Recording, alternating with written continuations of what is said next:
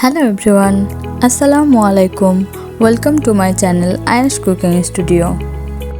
আমার আজকের রেসিপি হচ্ছে টক ঝাল মিষ্টি স্বাদের আচারি বেগুন বা বেগুন বাহার। এই রেসিপিটি যে একবার করে খাবে তার মুখে লেগে থাকবে এবং বারবার খেতে মন চাইবে, তাই একবার হলেও ট্রাই করে দেখতে পারেন। চলুন এবার যাওয়া যাক মূল রান্নায়। প্রথমে আমি লম্বা সাইজের যে বেগুনগুলো আছে সেগুলো নিয়ে নেব আমার আজকের রান্নার জন্য। আচারি বেগুন রান্নার জন্য মূলত এই ধরনের বেগুনগুলোই বেছে নেওয়া হয় এবং এই ধরনের বেগুনেই রান্নাটি অনেক সুন্দর হয়। প্রথমে আমি বেগুনগুলো ভালোভাবে ধুয়ে নিয়ে বোটার অংশটা কিছুটা কেটে ফেলব। এরপর বোটার গোড়ায় যে কালো অংশগুলো থাকে সেগুলো ঠিক এইভাবে আমি কেটে ফেলে দিব। এরপর বেগুনগুলোকে আমি 4 ভাগ করে মাঝ বরাবর কেটে নেব, কিন্তু খেয়াল রাখতে হবে যেন একদম গোড়ার অংশটা না কেটে যায়। সবগুলো বেগুন কাটা হয়ে গেলে এবার আমি একটি মশলা তৈরি করব। হলুদ, মরিচ, লবণ এবং সরিষার তেল একসাথে মেখে আমি সেগুলো বেগুনের মধ্যে ভালোভাবে মাখিয়ে নিব। এমনভাবে মাখাতে হবে যেন বেগুনের ভেতরেও সেই মশলাগুলো ভালোভাবে ঢুকে যায়। আপনারা একটু খেয়াল করলেই বুঝতে পারবেন আমি কিভাবে মাখিয়েছি। এরপর আমি একটি ফ্রাই প্যানে তেল দিয়ে সেই বেগুনগুলোকে আমি এক এক করে ছেড়ে ভেজে নেব।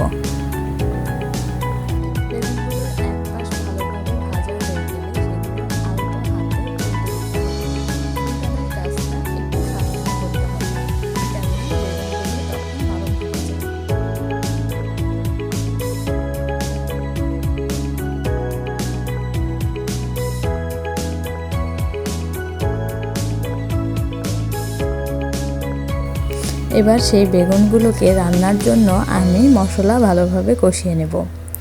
মশলাগুলো এমনভাবে কষিয়ে নিতে হবে যেন উপর থেকে তেল উঠে আসে এবং কাঁচা গন্ধগুলো চলে যায়। এরপর আমি এক এক করে বেগুনগুলো মশলার মধ্যে দিয়ে দিব এবং ভালোভাবে রান্না হওয়ার জন্য আমি ঢাকনা দিয়ে ঢেকে কিছুক্ষণ অপেক্ষা করব। আরেক পাশে আমি তেঁতুল গুলিয়ে সেগুলোর মাড় এইভাবে গাঢ় করে বের করে নিয়েছি। এই তেঁতুলের মাড়গুলো এখন আমি এই বেগুনগুলোর উপর দিয়ে এইভাবে ছড়িয়ে দেব এবং একটি হাতলের সাহায্যে সেই মাড়গুলো যাতে বেগুনের ভেতরে ভালোভাবে ঢুকে যায় সেই দিকটা খেয়াল রেখে আমি আলতো হাতে সেগুলোকে নেড়ে দেব এবং চেষ্টা করবেন যেন এক পাশ থেকে আরেক পাশ বেগুনগুলো ভালোভাবে উল্টানো যায়। উল্টানো হয়ে গেলে অপর পাশেও একইভাবে আমি সেই তেঁতুলের মাড়গুলো দিয়ে দিব এবং আলতো হাতে আমি সেগুলোকে নেড়ে দেব। যেহেতু বেগুনগুলো আগে থেকেই সিদ্ধ হয়ে আছে তাই বেশিক্ষণ রান্না করার কোনো দরকার নাই। 2 মিনিট মতো রান্না করার পর আমি বেগুনগুলোর উপর দিয়ে ভাজা মশলার গুঁড়া ছিটিয়ে দেব। ব্যাস, তাহলেই আমার রান্না শেষ।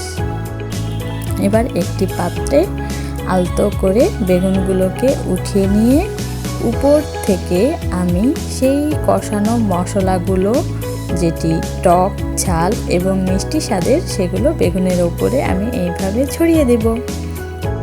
একবার হলেও আপনারা ট্রাই করে দেখতে পারেন বেগুনের এই রেসিপিটি।